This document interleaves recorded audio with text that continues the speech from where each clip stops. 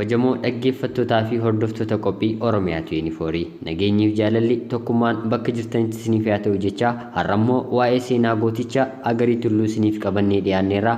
Hanga xumura qophii keenyaatti nu waliin turaa jecha namoonni chaanaalii keenyaaf haaraa taatan subscribe akka nuuf gootan asumaan isin gaafanna.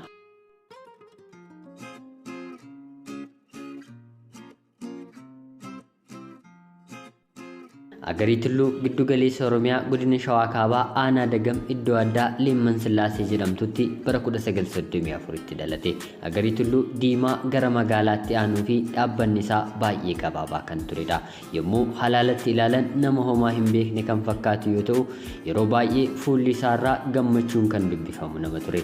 Onneen isaa garuu dhiibbaa ilmaan nafxanyaatiin kan madoofte ture. Namoonni isatti dhiyaatan akka ragaa bahanitti Agariin garraamessa, garraamummaan isaa garuu sodaataa kan isa hin goone hinumaayyuu akka inni hiyyeessaaf falmuu fi baay'ee kan isa gargaare ture. Agarii Tulluu bishaan daakuudhaan yeroo ijoollummaa isaa kan dabarse yeroo ta'u, gootichi kun umurii ijoollummaatiin 1950tti leenjii loltummaa fudhachuun waraana yeroo sanaa Kubur Zabanyaa jedhamu kana mana mootummaa eeguu keessatti qaxaramu magaalaa Finfinneetti gale. Waraana keessatti qaxaramuu murteessuun isaa jaalala sirna sanaaf qabu osoo hin taane booree garaa isaa guuttee baafachuuf mala ittiin leenjii loltummaa fi meeshaa waraanaa argatuuf mijeeffachuufis ture.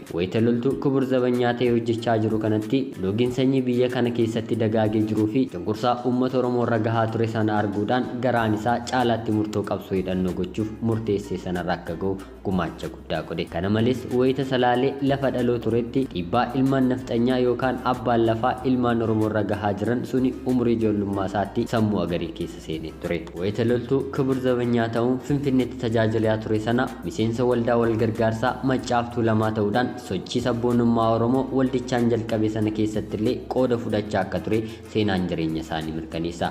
Waldaa kana keessatti illee Jeneraal Taaddasaa Birruu wajjin wal argee dhimma qabsoo Oromoo irratti mari'achaa akka turanii fi Agariin caalaatti akka inni murtii jabaa kanarra ga'u kan godhes ture. Bara 1959tti wayita hooggantoonni waldaa Maccaafii Tuulamaa mootummaa Haayile Sillaaseetiin yakkamanii mana hidhaa galanitti Agarii Tulluu immoo hojii loltummaa Kubur Zabanyaa hojjechaa jiru sana dhiisee meeshaa waraanaa hidhatee jiru fudhachuun gara bosona Salaaleetti qajeele. Tarkaanfii kana fudhachuuf kan isa kakaasee cunqursaa uummata Oromoo irra jiru san hambisu karaa nagaa waan hin yaadamneef qabsoo hidhannoo gaggeessuun barbaachisaa ta'uu isaa waan itti amaniifi erga qabsoo hidhannoo irratti bobba'ee booda sodaa tokko malee uummata fincila diddaa garbummaatiif akka kaka'an barsiisaa ture. Uummanni abbaa lafaa akka hin gabbarree fi abbaan lafaa immoo uummata irraa erboo akka hin fudhanne akeekkachiisaa kan ture wayita ta'u, abbaan lafaa ajaja isaa kana fudhachuu didee irratti immoo tarkaanfii fudhachaa ture. Ilmaan nafxanyaa gochaa Agarii kun kan isaan aarsee fi rifachiise waan ta'eef gootni kun akka waan shiftaa ta'e fakkeessuudhaan uummata burjaajessuuf yaalan illee jaan isaa amala shiftaa waan hin qabneef uummanni irraa kan hin fudhanne ture. Sababiin isaas Agariin akka shiftaa qabeenya namaa kan saamu osoo hin taane rakkoo hiyyeessaaf nama falmuu fi qabeenya warra ilmaan nafxanyaa qofa addaan baasee nama saamu ture.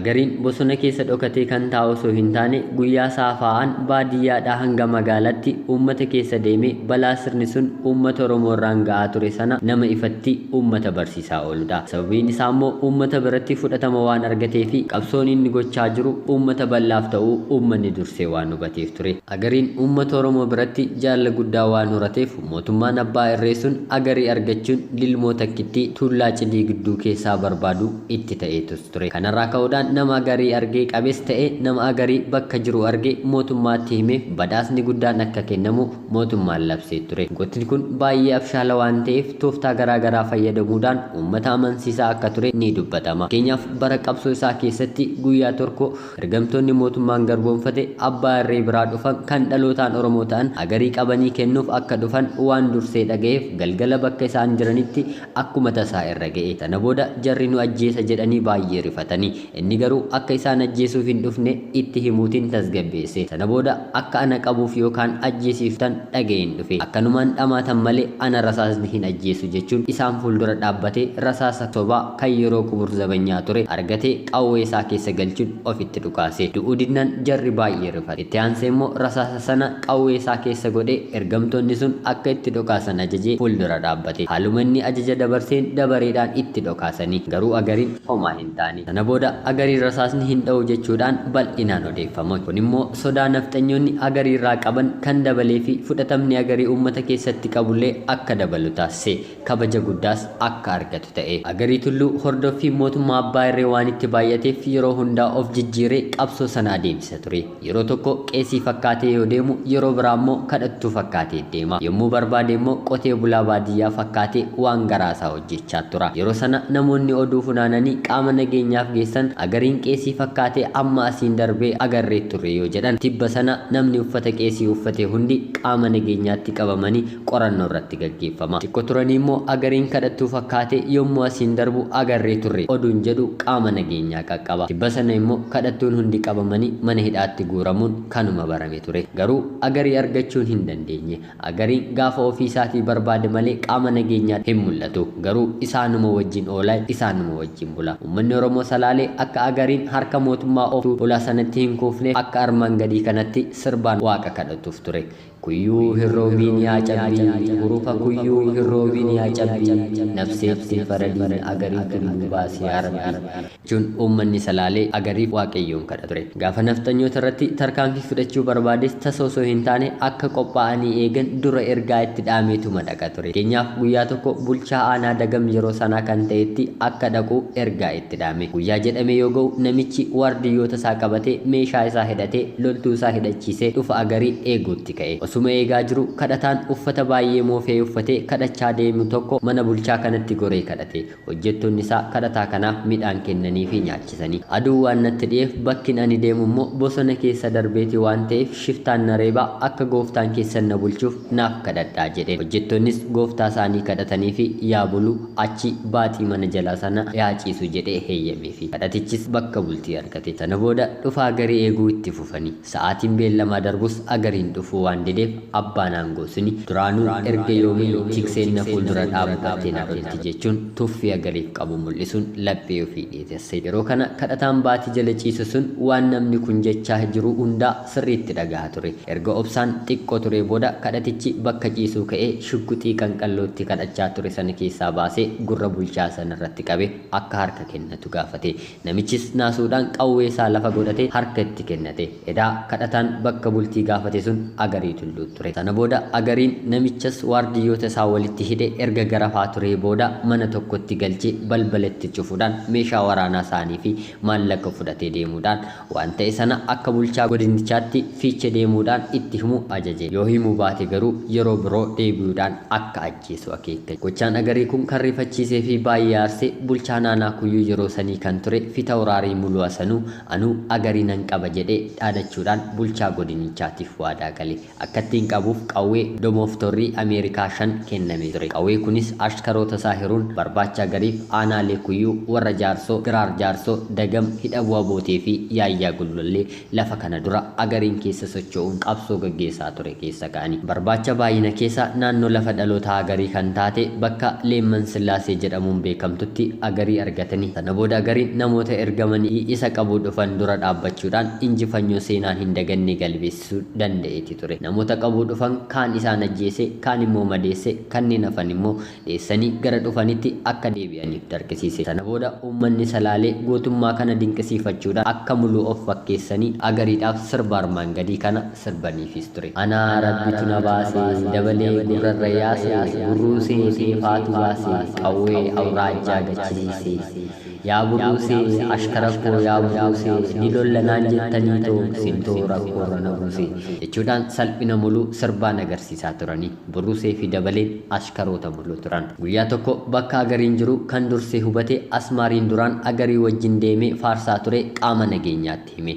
Asmaariin kun kan Agarii ganeef namni bakka Agariin jiru hime lafa gaashaa 2 fi qarshii 10,000 badhaasa akka argatu mootummaan yeroo sana labsee ture. Sana booda humni dafee qaqqabee mana Agarii keessa jiru sanatti marsanii yommuu Agariin bahu ajjeesuu yookaan immoo madeessanii booji'uun eeguu jalqabanii. Humni waraanaa dafee qaqqabee itti marsuu waan dhaga'eef tooftaa itti harkaa bahu barbaadu jalqabe. Sana booda qamisii dubartii kaawwatee kophee durbaa godhatee shaashii hidhatee durba bareedduu fakkaatee karuma balbalaatti bahee deeme. Yeroo kana waraanni iddoo qabatee eegaa jiru ilaalee salaalee sanyoon isaa baatee inni itti aanee dhufa jedhanii of eeggannoodhaan eeguutti ka'anii agariin duubatti darbuun jaalleewwan qabsoo isaa wajjin boombii fi rasaasa itti roobsuudhaan loltoota baay'ee ajjeesuun kaan immoo madeesse warri kaan immoo gara dhufanitti akka deebi'an godhe.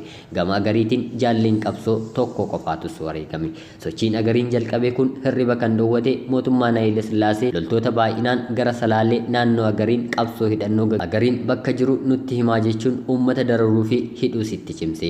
Baay'inni loltoota bobbo'ee sulultaa hanga qarree gohaatti kan lafa dhibbise ture. Yaa ta'u malee uummanni naannoo sanii namni tokkoyyuu agarii dabarsanii kennuurraa ofuma dararaa fi gidiraarra gahoo fudhachuuf filatani. Qabsoon agariin godhus salaalee keessaa aanaa ja'a jechuun aanaa dagam kuyyuu warra jaarsoo hidha bu'a boote giraar jaarsoo fi yaayyaa gullallee yoo ta'u shawaa dhihaa keessaa immoo aanaa meettaa ture. Kanaaf agarii eessa akka oluu fi bulu hin beeku. Har'a bakka tokkotti yoo argame bariisaa immoo iddoo biraatti argamu ture. Dhumarratti qabsoo hidhannoo kana gara kutaa Oromiyaa biraatti babal'isuu fi iddoo jijjiirrachuudhaan umurii qabsichaa dheeressuuf yaada gara dhiha Oromiyaa Wallaggaatti bobba'e. Gaafa gara Wallaggaatti deemu Finfinnee naannoo Qacanii Madaaniyalamii jedhu bakka duraan itti boqotuutti goruudhaan jaalleewwan qabsoo isaatti gara magaalaa Naqqamteetti deemuusaa fi isaanillee akka isa hordofuun garas deemanii xalayaa barreessuuf dubartii haadha manichaatti kenneefii deeme. Xalayaa kanarratti hoteela keessa qubatullee barreesseefii ture. Isuma bakka sanii gahee qaamni nageenya mootummaa Abbaa Irree agarii barbaachuuf iddoo Qacanii Madaaniyalamii kana dhaquun mana agariin boqote sana seenuun haadha manaa sana dirqisiisanii bakka agariin jiru gaafachuun xalayaa sana dabarsite akka kennituuf seenaarraa hubanne. Agariin boqotu kana kan hime immoo namuma dura agarii wajjin dirree qabsoo galee booda maallaqaan mootummaan sun bitate akka ta'e qorannoon seenaa godhame ni dubbata. Erga xalayaa agarii jaalleewwan isaatti katabee sun harka diinaatti kuftee booda Guraandhala 8 bara 1962tti magaalaa Naqqamtee hoteela keessa boqote keessatti gootichi Oromoo Agarii Tulluu harka warra of tuultotaatti kufe. Sana booda gammachuudhaan agarii fudhatanii gara salaalee geessuun magaalaa Fiicheetti hidhan. Uummanni qabamuun agarii aarsee sodaa tokko malee dirreetti bahanii agariidhaaf sirbu jalqaban. Yaa hoolota obborii, hoolota hamdee gugurraa sanii, shiboorra maranii harka garii biddoo sanii jechuun dhaamsa dabarfachaa ture. Dhaamsi sirba armaan olii kanaa dhaamsa guddaas ture. Hamdee Abarraa nafxanyaa uummata salaaleerraa lafa fudhatee biyya isaaniirraa akka baqatan godhe yoo ta'u, hoolota hamdee jechuun immoo waardiyyoota hamdee jala kaachuudhaan uummata isaanii rakkisaa jiran jechuu isaaniiti. Agariin erga hidhamee turtii ji'a tokko keessatti akka duuti itti murteeffamu godhanii. Sana booda eebila guyyaa wiixataa bara 1962 magaalaa Ambisootti obboloota isaa Jimaa Tulluu fi Hirkoo Tulluu wajjin bakka uummanni baay'inaan jirutti fannisanii ajjeesanii. Jimaa Tulluu fi Hirkoo Tulluu obboloota agarii ta'uun qofa fannifamuun ajjeefamanii. Duuti ijoollee Tulluu kan baay'ee isaan aarsee uummanni Oromoo salaalee akka armaan gadii kanatti sirbaan gadda isaanii ibsachaa turani. Yaa haadhatoo yaa tarrafuu tokko du'ee lamatti hafuu lama du'ee tokkotti hafuu sadii du'ee maalitti hafuu jechuudhaan uummanni salaalee jaalala agariif qabu sirbaafii turani. Agarii Tulluun seenaa qabsoo uummata Oromoo keessatti goota bara baraan kabajaa fi jaalalaan yaadatamaa kan jiraatuu fi sochiin sabboonummaa Oromoo inni godhe laphee ilmaan Oromoo keessatti kan hin bannedha. Kabajamtootaa fi dhaggeeffattoota qophii Oromiyaa 24 gabaabumatti kanan amma isiniif qopheesse seenaa gooticha salaalee Agarii Tulluu kan turedha. Waan dhaggeeffattaniif guddaa galatoomaa isiniin jecha qophii gara biraatiin yeroo biraan walitti deebi'utti nagaan turaa isiniin jecha namoonni chaanaalii keenyaaf haaraa taatan anaa dhufu chaanaalii keenya subscribe nuuf godhaa.